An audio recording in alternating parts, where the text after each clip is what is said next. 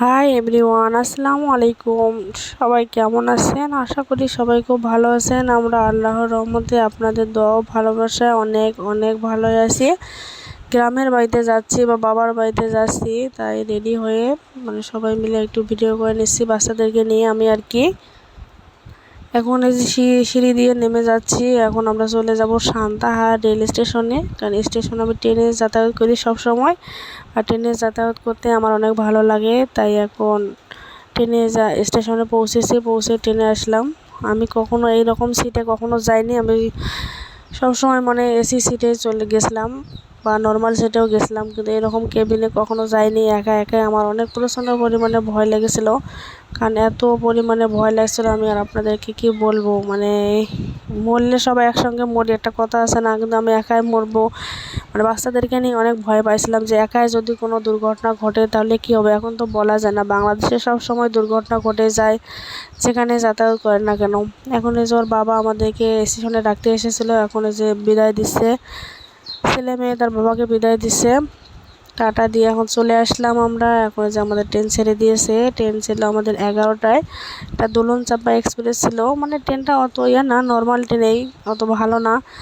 এত পরিমাণে গরম ছিল, আমার জীবনের অভিজ্ঞতা আমি অর্জন করলাম। বাবা আস্তে আস্তে সব কিছু নিয়ে একটু করে অভিজ্ঞতা অর্জন করতেছি। এত পরিমাণে গরম ছিল আর কি বলবো, জীবন আমার যাওয়া আসার পথে এত গরম। ছোট একটা রুম, দুটা বাচ্চাকে নিয়ে আমার অবস্থা একদম খারাপ হয়েছিল।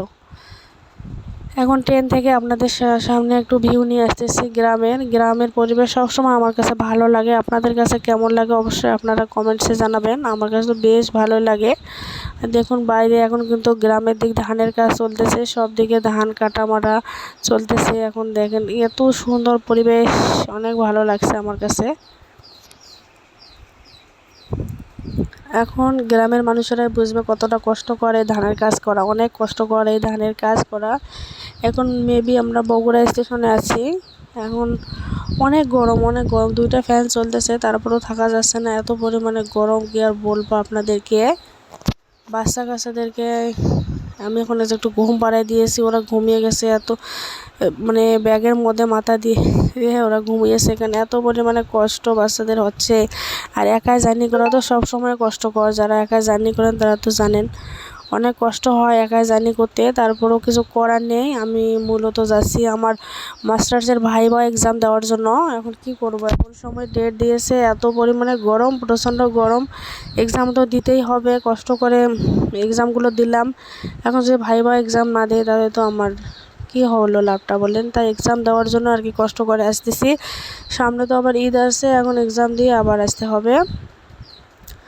বাচ্চারা ঘুমেছে, ঘুম থেকে উঠাই দিলাম, উঠাই কিছু খাওয়াই দাওয়াই, আবার এই যে ওদেরকে বাইরে একটু দেখ, ওখানে এত গরম, ঘুমাইলে কিন্তু আরও বেশি গরম লাগে।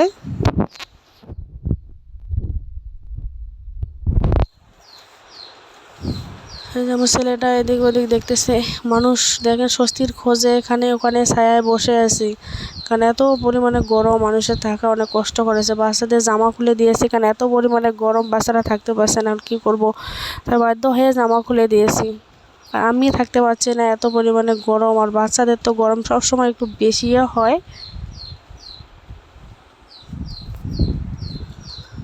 আশেপাশে যখন একটু পুকুর পাড় আসলে একটু স্বস্তি আসে, একটু বাতাস আসে, ভালোই লাগে তখন ওই মুহূর্তে। এত গরম, আমার মাথা দিয়ে তো সব গরম উঠতেছে। এখন কি করব, স্কার্ফটা যে পরে আছে আমি, আমার মাথা খালি ছিঁড়ে যাচ্ছে, এত গরম।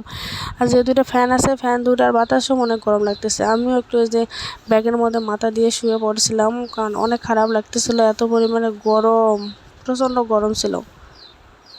স্টেশনে অবশ্য আমার ভাই আসছিল, ভাই এসে যে আমাদেরকে নামাই নিছে। এখন আমরা চলে যাচ্ছি আমাদের বাড়ির উদ্দেশ্যে। এখন এই যে এটা হলো আমাদের তিস্তা ব্রিজের রাস্তা। তিস্তা ব্রিজের রাস্তাটা দেখেন কত সুন্দর। এই তিস্তা ব্রিজ হলো আমাদের নামকরা ব্রিজ, কারণ এই ব্রিজ কম বেশি সবাই অনেক চেনেন। সবাই যারা চেনেন আর যারা এসেছেন তারা অবশ্যই কমেন্টসে জানাবেন আমাকে, আমাদের এই তিস্তা ব্রিজ দেখতে আপনাদের কাছে কেমন লেগেছিল। আগে তো শুধু করেন ওই রেল জেটের ব্রিজটা দিয়ে ওই ব্রিজটাই ছিল আগে। মানুষের অনেক কষ্ট হইতো যাওয়া আসার জন্য, একটা আসতো আর একটা যাইতো, লাইন ধরে দাঁড়িয়ে থাকা লাগতো। এখন আর ওই সমস্যাটা নাই, ব্রিজ হওয়ার পর আমাদের উত্তরবঙ্গের অনেক সুবিধা হয়েছে। এখন এই যে আমরা তিস্তা ব্রিজের উপরে উঠবো। দেখুন ভিউটা এত সুন্দর, আপনাদেরকে কি বলবো। তিস্তা ব্রিজের উপর দিয়ে না গেলে আমাদের বাড়ি আমরা যাইতেই পারবো না। তাহলে বলেন আমরা তিস্তা ব্রিজ এতটা জরুরি আমাদের জন্য, কতটা জরুরি দেখেন। মানে রংপুর আসতে হলে আমাদের তিস্তা ব্রিজ যাইতেই হবে, ঢাকা যাইতে হলে আমাদেরকে তিস্তা ব্রিজ পার হইতেই হবে, না হলে আমাদের কোনো যাতায়াত নেই, আর না হলে নদী পথ বেছে নিতে হবে। এই ব্রিজটা হয়ে আমাদের উত্তরবঙ্গের মানুষের অনেক উপকার হয়েছে। আমার আজকের ভিডিওটি এ পর্যন্তই। যারা যারা তিস্তা ব্রিজ দেখেছেন বা এসেছেন, কেমন লাগতেছে আপনাদের কাছে অবশ্যই কমেন্টসে জানাবেন। আমি শুধু তিস্তা ব্রিজের উপর দিয়ে গেছি, কিন্তু কোনোদিনও তিস্তা ব্রিজ নদীর ধারে বসে গল্প করাও হয়নি কারোর সাথে, কখনো বাদাম খাওয়াও হয়নি, শুধু দেখেই যাই মানে তিস্তা ব্রিজের উপর দিয়ে আর কি যাই, ট্রেনে গেলে ওই ব্রিজ দিয়ে যাই, এইটুকু পর্যন্ত। আমার আজকের এই ভিডিওটি এ পর্যন্তই। সকলে ভালো থাকবেন, সুস্থ থাকবেন। আবার দেখা হবে পরবর্তীতে নতুন কোনো ভিডিও নিয়ে। ততক্ষণ পর্যন্ত সকলেই সুস্থ থাকেন। ভালো লাগলে অবশ্যই একটা শেয়ার দিয়ে অন্যদের কাছে পৌঁছে দেওয়ার সুযোগ করে দেন, অন্যদেরকে দেখার সুযোগ করে দেন। এখন তো আমি গ্রামের বাড়িতে আছি, নতুন নতুন ভিডিও দেখতে পারবেন। ততক্ষণ পর্যন্ত অপেক্ষায় রন। আল্লাহ হাফেজ।